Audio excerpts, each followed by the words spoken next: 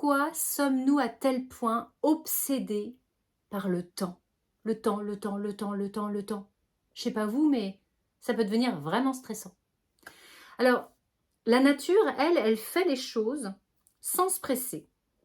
Et pourtant, tout est accompli.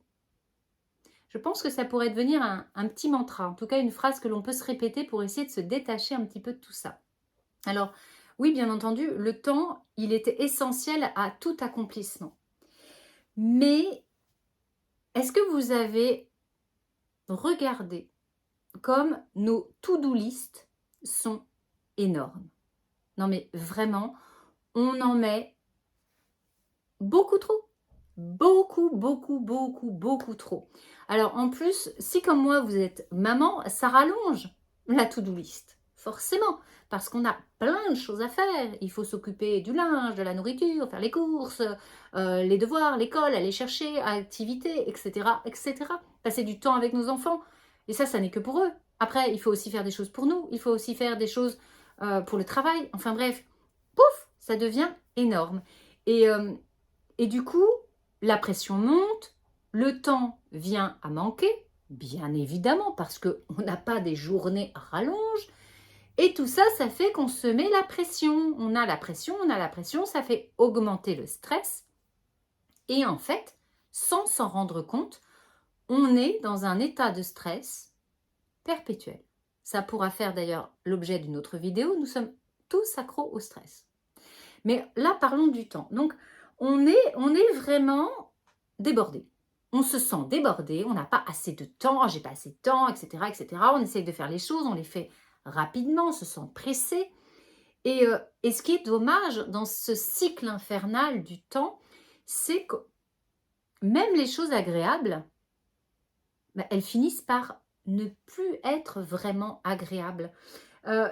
Voilà, on n'a plus envie parce qu'on a tellement de choses à faire que même les trucs qui nous plaisent, ça finit par nous peser. Et ça, c'est dramatique. C'est terrible. C'est vraiment terrible. Alors, du coup, puisqu'on manque de temps, qu'est-ce qu'on veut? On veut avoir plus de temps. On espère avoir plus de temps. Sauf que ça, comme ça, c'est pas vraiment possible. Et je pense qu'on est nombreux et nombreuses à se dire ça. Oh là là, si seulement j'avais plus de temps, si les journées faisaient plus de 48 heures, on a tous à un moment donné, et on l'a encore, enfin moi ça m'arrive d'avoir ces pensées-là et de me dire, ah là, si j'avais plus de temps, je me dis, ah là, non, non, c'est que j'en demande trop, je veux en faire trop. Donc, c'est pas possible. Et j'ai même envie de dire, si vous aviez plus de temps, ce serait pour faire quoi? Là aussi, on peut s'interroger. Profiter de la vie ou faire votre to-do list? Ménage, machin, tout ça, là, les trucs. Plus de temps, ok, mais pour faire quoi au final? Qu'est-ce que ça va vous apporter? Qu'est-ce que ça vous apporterait si vous aviez plus de temps? Essayons de cogiter un petit peu là-dessus. On a 168 heures par semaine. Des fois, c'est bien d'avoir des chiffres. Comme ça, on prend vraiment conscience un petit peu de la chose. Qu'est-ce que vous en faites de votre temps? Qu'est-ce que vous en faites de vos heures, de toutes ces heures en semaine? Essayez de repenser un petit peu à tout ça, à vos habitudes, à vos obligations. Je pense que c'est la base pour arriver à mieux vivre, à vivre plus sereinement. Donc, redonnez des priorités à votre vie. Choisissez.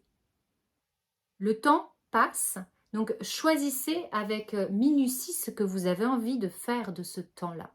Est-ce que c'est du temps pour faire les magasins, etc., etc., surconsommer, pour dépenser, pour être dans cette consommation, ou est-ce que vous avez envie de temps pour vivre avec vos proches, de temps à passer avec vos enfants, pour créer des souvenirs?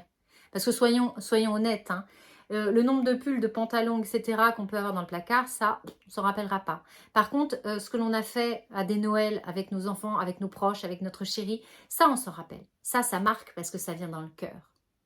Donc, choisissons précieusement ce que nous avons envie de faire et essayons de prendre de la distance. Et dernier conseil, bien sûr, on réduit les to-do list.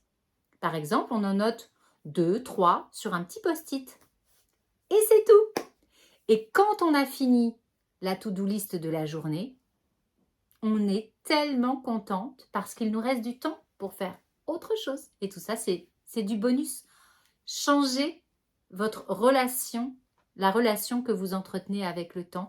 Ça, c'est une des clés, je pense aussi, pour retrouver de la sérénitude, se sentir mieux avec soi-même et avoir le temps de faire ce qu'on a envie de faire.